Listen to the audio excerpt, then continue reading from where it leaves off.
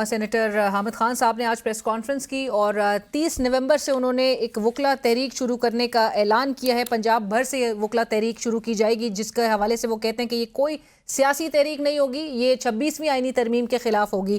اس پر گفتگو کریں گے کیونکہ سپریم کورٹ بار ایسوسی ایشن کا بھی اس پر رد عمل سامنے آیا ہے اور ہمیں سپریم کورٹ بار ایسوسی ایشن کے صدر جناب میاں رؤوف عطا صاحب جوائن کر رہے ہیں اس وقت پروگرام میں. رؤوف صاحب السلام علیکم، بہت شکریہ پروگرام میں جوائن کرنے کے لیے. رؤوف صاحب، جو ریاکشن سپریم کورٹ بار ایسوسی ایشن کو آپ کا سامنے آیا ہے، میں اس حوالے سے ضرور پوچھنا چاہوں گی جہاں پر آپ نے کہا کہ حامد خان صاحب کا جو موقف ہے وہ ایک سیاسی جماعت سے ہم آہنگ دکھائی دیتا ہے، اور حامد خان صاحب کہتے کہ یہ ایک سیاسی تحریک نہیں ہوگی. بسم اللہ الرحمن الرحیم. میں جناب کی خدمت میں عرض کرتا چلوں، کچھ ایام قبل بھی انہوں نے اسی تحریک اسی نام سے کچھ پریس کانفرنس بھی کی اور مختلف کراچی میں، لاہور میں اور پشاور میں بھی اسی طرح کے کنونشن کرنے کی کوشش کی ایکشن کمیٹی کے نام سے کہ ہم 26 ترمیم کے خلاف یہ اپنا پروگرام اور یہ جو بھی انقلابی پروگرام کرنا چاہ رہے ہیں وہ بری طرح خراب ہوا. اور اس کی ٹائمنگ دیکھیں جو آج پریس کانفرنس کرنے کی ہے، اس وقت جو ہے اپنا ملک کس صورتحال سے دوچار ہے اور آپ کو دیکھیں افراتفری کا اور انتشار ہر طرف پھیلا ہوا ہے.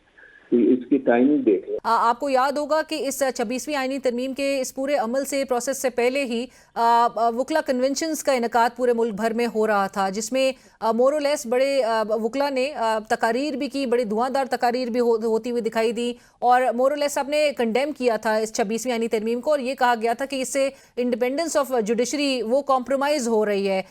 سو اس کے آپ کہتے ہیں کہ یہ ایک پازیٹیو اقدام ہے، یہ پازیٹیو اقدام ہے ensuring speedy and Swift justice. میرے نزدیک تو یہی ہے کہ ابھی آئینی ترمیم جب یہ ہو رہی تھی اس سے قبل تمام سیاسی جماعتوں میں مشاورت جاری تھی. حامد خان صاحب جو کہ سینیٹر ہیں، بڑے سینئر اور سیزن ہمارے ایڈوکیٹس ہیں، یہ بھی ان کی پارٹی بھی اس میں شریک تھی، وہ مشاورت میں حصہ لیتے رہے اور آخری دم تک اس میں شریک رہے. پھر ان کی 3 ڈیمانڈ تھی وہاں پہ کہ علیحدہ کانسٹیٹیوشنل کورٹ نہ بنائی جائے اور سیولین کا ٹرائل جو ہے وہ ملٹری کورٹ میں نہ کیا جائے اور قاضی فیاض عیسیٰ کی جو ایکسٹینشن وہ نہ کی جائے، یعنی ایج ان کی نہ بڑھائی جائے.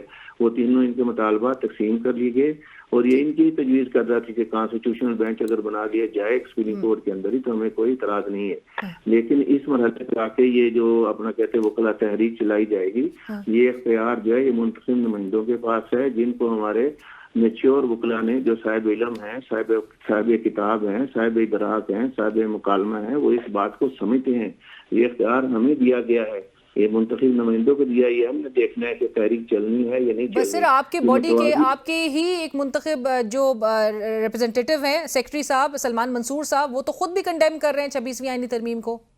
میرا خیال آپ ذرا ان سے دوبارہ رائے لے لیں. اس مجھے نہیں کہ وہ اس کو کنڈیم کریں گے. ابھی آئین کا حصہ بن چکی ہے اور اس کو فنکشن اور آپریشن ہو چکی ہے، اس کی تناظر میں بینچ بن چکا ہے، کیسوں کی سماعت کر رہا ہے.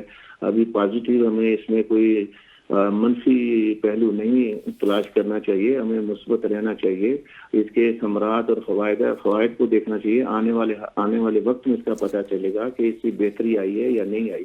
قبل از ازیں ایسی طرح کی باتیں کر لینا یہ اچھی بات نہیں ہے. اور جو یہ کہہ رہے ہیں وکلا کی تحریک ہے کہ ہم جو پرجوش تقریریں کریں گے، اینٹ سے اینٹ بجا دیں گے، تو میں ان کو یہ کہتا ہوں حامد خان صاحب کو کہ 2 اینٹیں لے انہیں گھر میں بجاتے رہیں، کسی کو کوئی اعتراض نہیں ہے. بٹ رؤوف صاحب، آپ کو لگتا ہے کہ وکلا اس اور ایک بڑی تعداد میں وکلا اس تحریک کا حصہ بنیں گے اور وہ حامد خان صاحب کنونس کرنے میں کامیاب ہوں گے؟ جی نہیں، یہ تو میرا اگر یہ اس کے حصہ بنتے تو یقیناً ہمیں ووٹ نہ دیتے. وہ جو سپریم کورٹ کا ووٹ ہے وہ بہت میچور ہوتا ہے. صرف وہ تو حامد خان صاحب تو رؤوف صاحب قطع کلامی کی معافی، لیکن حامد خان صاحب تو اس پر بھی سوال اٹھا رہے ہیں. وہ کہہ رہے ہیں وہ جلد سپریم کورٹ کے بار کے جو الیکشنز ہوئے ہیں اس پر وائٹ پیپر جاری کریں گے. وہ کہہ رہے ہیں انتخابات میں ایجنسیوں کی مداخلت ہوئی ہے، دھاندلی کرائی گئی ہے اور یہ ایک فارم 47 سٹائل میں ریزلٹس کو چینج کیا گیا. اور انہوں نے آج بلکہ ذکر کیا کہ جو وی پی ہیں سندھ اور کے پی کے، ان کو جتوایا گیا. یہ اس طرح کی بات جو ہارنے والا وہ کرتا ہے. ایک اسٹیشن پہ مینج ہو سکتا ہے، 2 بھی ہو سکتا ہے. یہ کیسے ہو سکتا ہے؟ ایسے ہارنے والا اس طرح کے الزامات لگاتے ہیں. وائٹ پیپر ضرور شائع کریں. وائٹ پیپر تو میں شائع کروں گا. ان کے جو دو صدور آ رہے ہیں اس کے سپریم کورٹ بار کے، ان کے حوالے سے بہت سارے الزامات سامنے آ رہے ہیں. کسی جگہ 73 کروڑ روپے کا الزام ہے، کسی جگہ 3 کروڑ روپے کا الزام ہے. وہ ساری باتیں ہم ان پیپر لانے کی بھرپور کوشش کریں گے. رائٹ، بہت شکریہ رؤوف صاحب ہمیں پروگرام کے لیے وقت دینے کے لیے. اسی کے ساتھ ہی پروگرام کی ٹیم، علینا شگری کو اجازت دیجیے. اللہ حافظ.